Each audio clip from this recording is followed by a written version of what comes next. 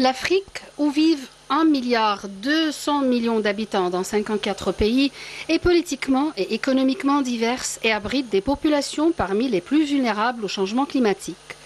Un succès à Nairobi autour d'une vision partagée sur le développement vert de l'Afrique donnerait un élan à plusieurs réunions internationales clés avant la COP28 qui aura lieu à Dubaï en décembre. Le sommet que l'Union africaine organise du 4 au 6 septembre offre une plateforme pour diverses perspectives africaines sur les solutions climatiques. Le sommet devrait produire des résultats et des engagements importants qui seront avancés lors de la conférence COP28. Ce sommet africain sur le climat organisé au Kenya vise à attirer l'attention sur le financement des inondations et des famines et à souligner la capacité de l'Afrique à fournir des solutions climatiques avec des banques de carbone. Environ 20 chefs d'État et 30 000 visiteurs devront être présents. Le sommet va réunir la plupart des chefs d'État africains ainsi que de nombreuses organisations internationales. Mettre en évidence les impacts climatiques et les solutions possibles, montrer des méthodes créatives pour préserver et protéger la faune sauvage en tant que capital naturel inestimable dans la lutte contre le changement climatique, fournir un financement local sur le changement climatique directement aux communautés locales pour leur permettre de mettre en œuvre leur propre plan d'adaptation au changement climatique et explorer les stratégies et solutions d'adaptation et de résilience au changement climatique sont les principales attente du sommet du Kenya. 4 pays africains figuraient parmi les 10 plus touchés en 2015 et 7 des 10 pays les plus menacés par le changement climatique se trouvent en Afrique. Selon la Banque africaine de développement, le coût des catastrophes climatiques de plus en plus fréquentes en Afrique se situe entre 7 000 millions de dollars par an. D'ici 2030, les pays africains doivent lever 124 milliards de dollars par an pour des mesures d'adaptation, mais en l'état actuel des choses, seulement 28 milliards de dollars sont alloués au continent chaque année.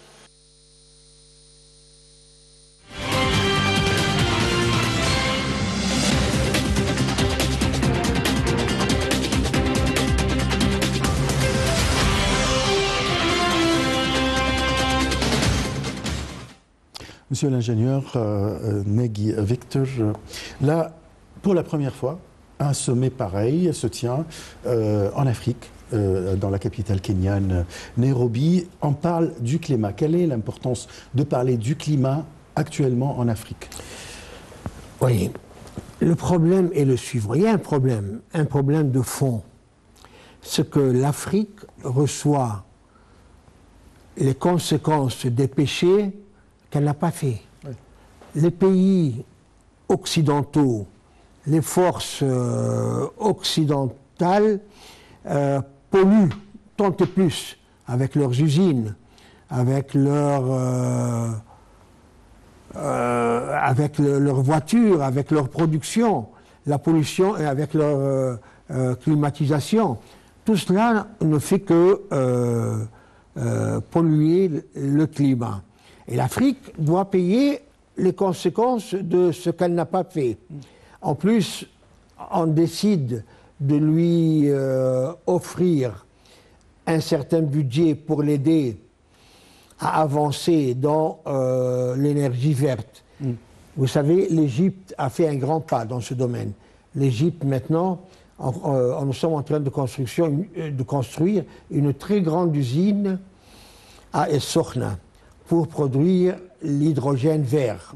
L'hydrogène vert qui est l'énergie de l'avenir. Toutes les énergies fossiles, même la production de voitures qui circulent avec de l'énergie fossile, on n'en produira plus dans quelques années. Alors, mais l'Afrique ne possède pas les moyens, ne possède pas la technologie. L'Afrique ne possède pas les cadres pour réaliser de telles technologies. L'Égypte encore a vachement évolué dans l'énergie solaire. Et même maintenant, il y a une usine actuellement qui est en train d'être construite pour produire les plaques photovoltaïques. Donc on ne les importera plus, ils seront produits sur place. Est-ce que l'Afrique, comment l'Afrique pourra obtenir la technologie que l'Égypte a réussi à obtenir? L'Égypte possède, possède du personnel intellectuel.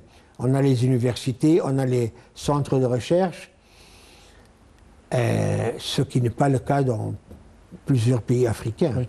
La plupart des pays africains. Dans la plupart des pays africains. Donc c'est très important cette réunion, très important d'avoir une collaboration avec l'Occident pour pouvoir obtenir la technologie, parce que l'Afrique c'est une perle, avec ses forêts, avec ses faunes, avec ses verdures, avec ses étendues. C'est vraiment des poumons fantastiques pour le monde entier. Pour le monde entier, c'est absolument. Là, durant la COP 26 en Angleterre ou en Grande-Bretagne en général, on a décidé de financer les pays africains, et ce qui n'était pas le cas. C'est-à-dire on n'a pas donné de l'argent pour renouveler l'énergie, etc., ou bien moderniser ce domaine. Durant la COP 27, on a eu un mot très très clair qu'on va financer. Est-ce que vous attendez qu'il y aura un financement de la part des grands pays industrialisés? Ce ne sont pas les pays occidentaux seulement. Il y a d'autres pays industrialisés comme la Chine, la Russie, etc. Le Japon, etc., qui ne sont pas occidentaux quand même. Oui. Est-ce qu'on aura ces fonds avant la COP 28, à votre avis? Je vais vous dire franchement, je suis pessimiste. Parce que c'est facile de parler, c'est facile d'annoncer, de promettre. Mais quand il faut réaliser, ils trouvent l'argent pour envoyer à faire la guerre, mais ils ne trouvent pas l'argent pour envoyer... Pour le développement. Pour le développement. Pour sauver la Terre. Voilà. Et il y a beaucoup de problèmes climatiques ou bien des conséquences climatiques sur le continent africain. Je parle par exemple de la désertification, de la pollution, du manque de forêt. Là, maintenant, il y a un grand problème. Comment peut-on faire face à ces problèmes? Il y a même des races qui sont en train de disparaître, malheureusement. Exactement. Sur la Terre, comme les rhinocéros, par exemple. Ils sont calculés par milliers seulement, ce n'est plus... Alors, regardez, c'est inévitable. Si l'Afrique tombe, le monde entier tombera avec. Il faut absolument que les pays industrialisés comprennent et soient conscients que c'est à leur intérêt d'aider l'Afrique pour sauvegarder cette verdure, cet oxygène et ce faune. Sinon, le désastre sera partout.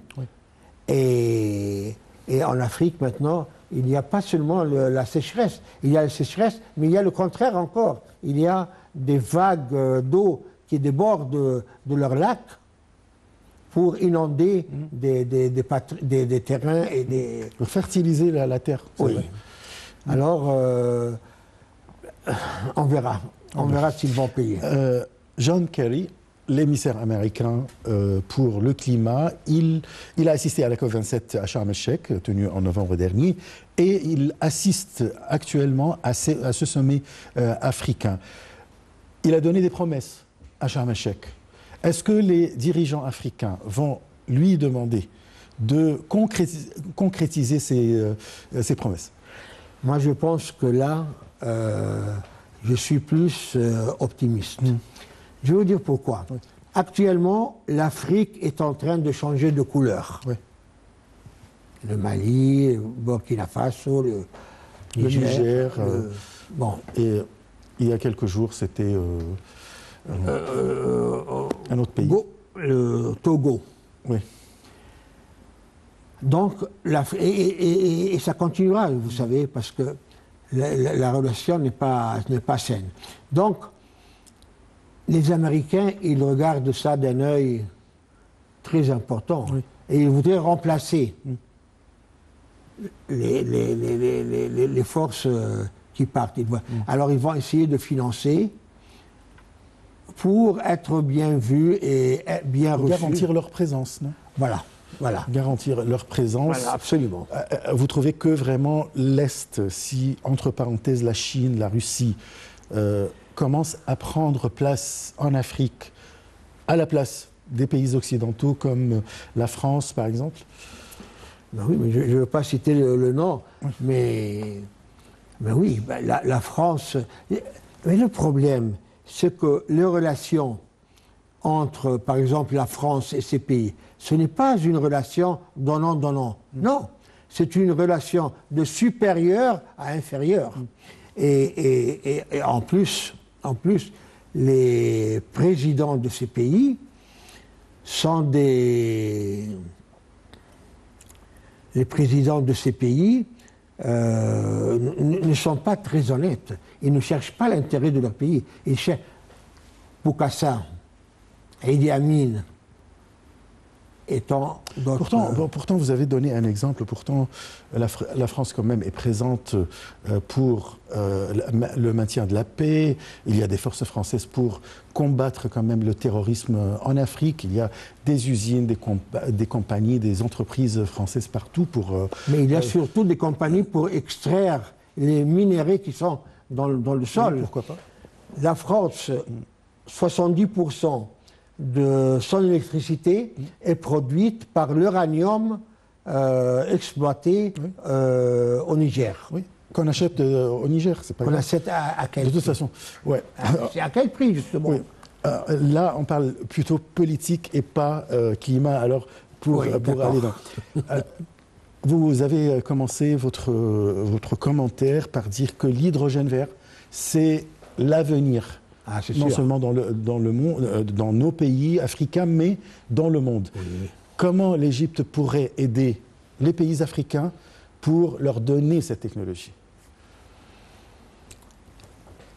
L'Égypte est un pays qui ouvre les bras à tous les voisins et surtout à tous les pays africains qui sont frères avec. Et l'Égypte est très bien reçue en Afrique. Oui. Il n'y a pas de résistance ni de méfiance vis-à-vis de l'Égypte, bien le contraire. La preuve, l'Égypte est en train de construire le barrage de la Tanzanie. En Tanzanie, absolument. Et plusieurs étudiants africains viennent étudier dans nos universités. Oui, tout à fait. Plusieurs professeurs égyptiens vont enseigner dans les écoles de pays africains. Oui, tout à fait. Des médecins encore, tant et plus, des ingénieurs et ainsi de suite. Donc nous sommes très bien acceptés en Afrique. Et je pense que l'Égypte, comme vous l'avez dit, a un devoir même. Oui. L'Égypte a un devoir de pouvoir aider ces pays. Et nous sommes à la hauteur. Je ne suis pas chauvin, mais c'est la vérité. L'Égypte est à la hauteur d'aider, d'épauler, d'éclaircir des moyens pour que l'Afrique... Mais il faut encore que ces pays le veulent. Il faut encore que ces pays expriment le désir d'être aidés, de suivre des régimes comme l'hydrogène vert, comme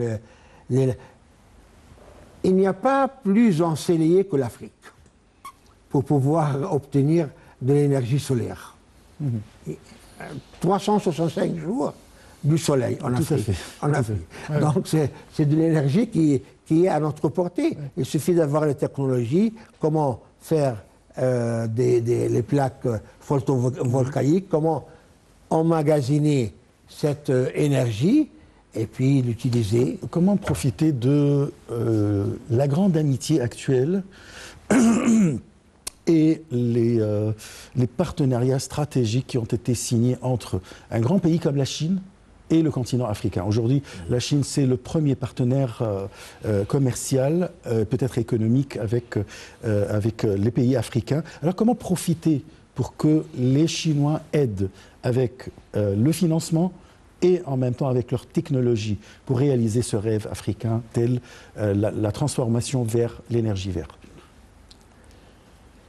Tout d'abord, il faut que les dirigeants, que la volonté politique de ces pays soient conscients que s'ils font venir ou s'ils appellent ou s'ils acceptent des offres des pays comme la Chine qui deviendra sous peu, dans quelques années, la première force commerciale au monde, qui dépassera les États-Unis.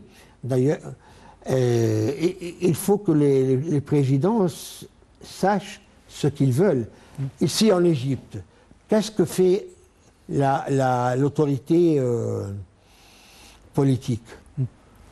Le président, il a rencontré le PDG de Tesla.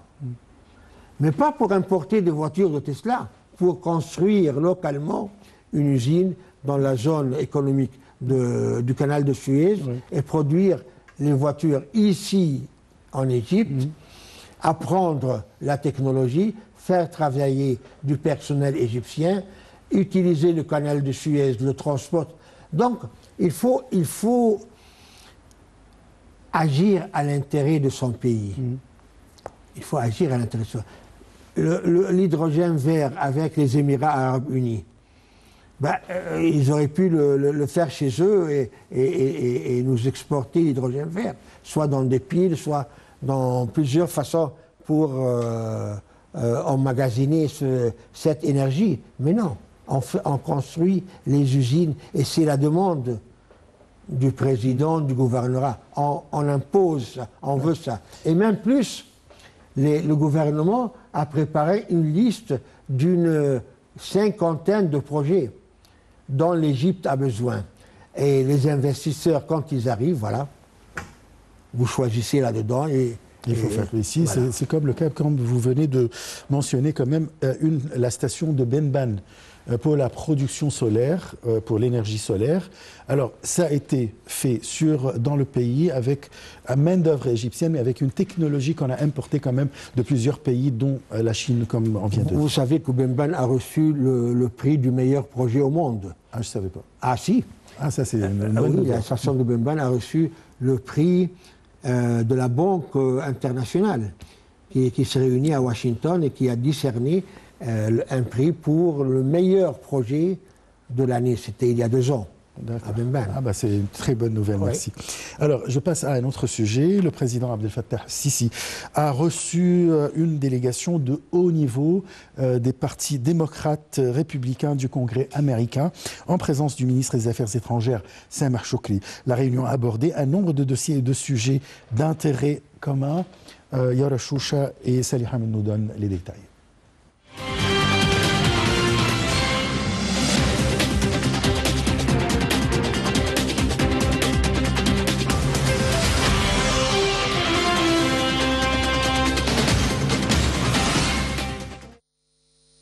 Le président Abdel Fattah el-Sisi a reçu mercredi une délégation de haut niveau des partis démocrates et républicains du Congrès américain qui comprend le membre du Sénat, le sénateur Lindsey Graham, le président de la commission sénatoriale des relations étrangères, le sénateur Robert Menendez, et certains responsables et membres des commissions de la Chambre des représentants et du Sénat américain, en présence du ministre des Affaires étrangères, M. Sameh Shoukry.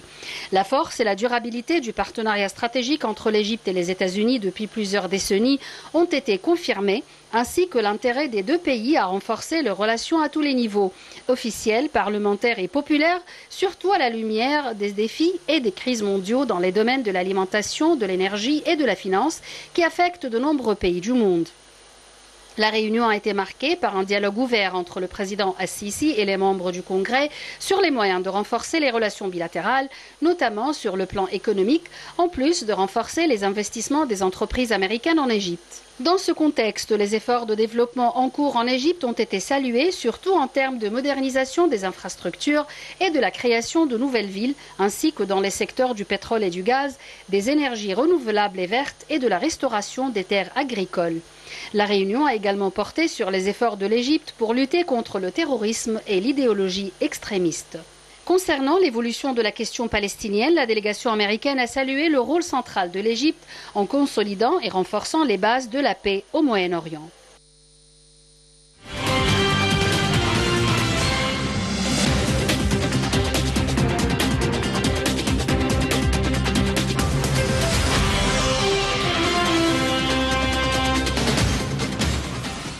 Monsieur l'ingénieur Nagui Victor. Alors, on parle maintenant des relations égypto-américaines. Il y a une délégation du Congrès américain qui a rencontré le président Abdel Fattah al-Sisi pour discuter des relations stratégiques entre les deux pays. Comment vous voyez les relations entre les deux pays actuellement? Il faut dire que l'Égypte est un axe, est un pilier très important pour les Américains. L'Égypte est un allié fort et lourd, est un allié de paix et de stabilité dont les Américains ont besoin. Sûr. Il est certain que nous, on a aussi besoin des Américains. Mais les relations actuellement vont dans le bon sens. C'est des relations mutuelles dans l'intérêt de chaque pays. Ouais. À savoir, l'Égypte est un pays avec 110 millions de citoyens, qui est placé au croisement de 3 continents. L'Égypte a le canal de Suez et riverain des 2 côtés. L'Égypte est mitoyen à Israël. Tous ces éléments sont très importants pour les Américains. Et je vous dirais même plus. L'Égypte a fait preuve de son poids et de son adresse. À chaque fois qu'il y a un problème entre les Israéliens et Hamas, le téléphone sonne. Il faut arranger ça. Et effectivement, l'Égypte intervient et arrive à obtenir un cessez-le-feu ou à calmer avant que les choses ne s'embrasent et deviennent encore plus graves. Donc l'Égypte, ce n'est pas des paroles. L'Égypte a fait preuve de plusieurs fois même, pas seulement une fois. Tout à fait. Vous regardez à l'ouest, la Libye avec tous les problèmes qui sont là-bas, qui peut intervenir? C'est l'Égypte. Et les concurrents en Libye, ils viennent au Caire pour se réunir avec le président Sisi pour voir quelle est la meilleure façon de gouverner le pays et comment faire pour avoir un gouvernement, élire un gouvernement, et ainsi de suite. Dans le sud, vous avez le problème du Soudan. L'Égypte est entourée par du feu partout. L'Égypte est entourée par des problèmes. Le Soudan, tout le monde sait que les Soudanais viennent, on a 5 millions de réfugiés, 5 millions en Égypte. 5 millions qui vivent comme vous et moi, et non pas dans des camps de réfugiés, sous des tentes, ou dans des locaux en tôle sans moyens sanitaires. Ils vivent exactement comme les Égyptiens, ils mangent. Même l'éducation, voilà, si on parle des Syriens, par exemple, qui sont traités exactement comme les Égyptiens, sans payer les écoles, etc. Oui, c'est vrai. Absolument. Ouais. Leur commerce, leur travail, tout. Donc, voilà le poids de l'Égypte. Encore une fois, sans être chauvin, mais c'est la vérité. Et l'Égypte intervient dans tous ces axes pour pouvoir atténuer et calmer et avoir un Moyen-Orient stable et calme. Et ça intéresse très fort les États-Unis. Raison pour laquelle il y a des accords sur le plan commercial avec les États-Unis. Il y a eu une loi, mais je ne me rappelle pas de cette loi, qui a permis à l'Égypte d'exporter ses produits sans payer de douane aux États-Unis. Vous allez dans les marchés aux États-Unis, vous rentrez à Walmart, vous trouvez des légumes égyptiens, vous trouvez des raisins égyptiens, des fruits, oui. Des fruits, des oranges. Et même, je vais vous dire une chose, une fois, j'ai été pour acheter un pull. Mais un très beau pull, blanc, bien fait et tout. Je l'ai pris, j'ai payé. Et je le montrais à ma femme. Alors elle a... Made in Egypt. Made in Egypt. Tu te rends compte? Oui, bien sûr. Mais c'est partout, parce que le coton égyptien, c'est le meilleur au monde. C'est partout. Même toutes les grandes marques, même en Europe, on trouve que c'est Made in Egypt, ou bien c'est du coton égyptien. Alors, voilà. C'est vrai. Bon, quel est le rôle que peuvent jouer les États-Unis aujourd'hui pour aider l'Égypte quand même vis-à-vis de l'économie? Les États-Unis, c'est un pays riche quand même. Oui, il y a deux domaines. Oui. Nous, on reçoit un don des États-Unis de 1 milliard, 300 millions Des aides. des aides pour l'armée. Oui. Pour l'armée. Quant au commerce, il y a plusieurs accords individuels séparés. Par exemple, il y a des accords pour l'agriculture, oui. pour la bonification des terrains. Oui. Il y a des accords pour le filature et tissage. Ils investissent, ils donnent des aides. Et il y a des accords pour l'industrie du fer et acier avec les États-Unis. Donc, si vous voulez, chaque domaine à part, commercial, il y a des accords avec les États-Unis qui aident l'Égypte, soit financièrement, soit avec l'importation de machines et de technologies. Et l'Égypte envoie aux États-Unis des cadres, des jeunes Égyptiens diplômés pour apprendre là-bas. Pour être formés. Et dans les usines, pour être formés, et ils reviennent ici. Donc, il faut dire que les Égyptiens, quand même les intellectuels égyptiens, ils sont très, très distingués aux États-Unis. On parle des savants, on parle des professeurs, des doyens, etc. Oui. Alors, des directeurs d'hôpitaux, oui. de banques. Oui. Quel est le rôle aujourd'hui des Américains